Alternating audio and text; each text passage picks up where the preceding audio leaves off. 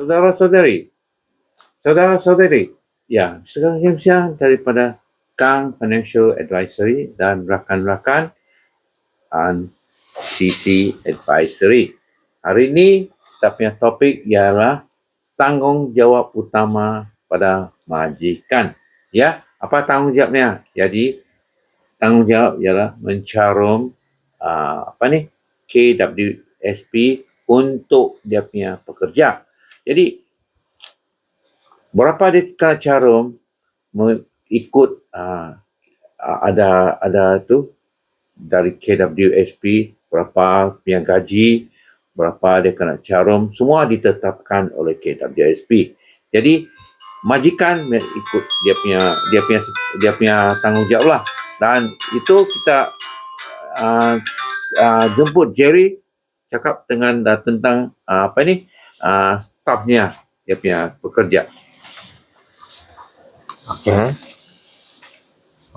Dalam keadaan ini,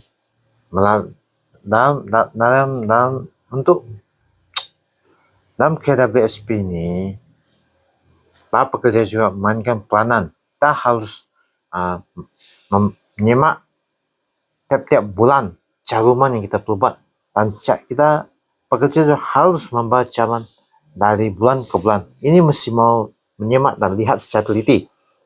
Sama majikan lah. Majikan pun mesti bayar atau simak tiap-tiap bulan.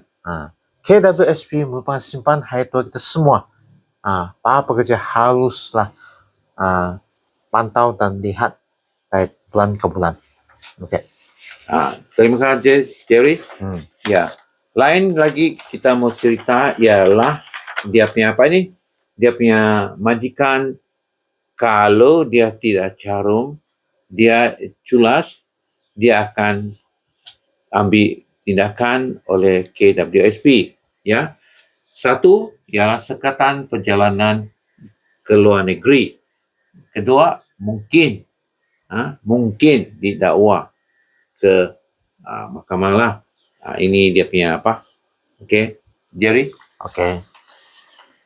Para pekerja, tahulah hak-hak kamu. Segala kemusykilan rujuklah pada Akta Pekerja 1995.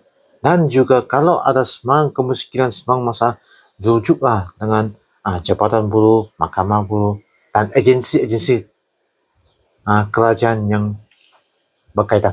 Terima kasih. Jadi, ya, terima kasih Jerry. Sila like, subscribe dan sokong ya, dan share. Terima kasih.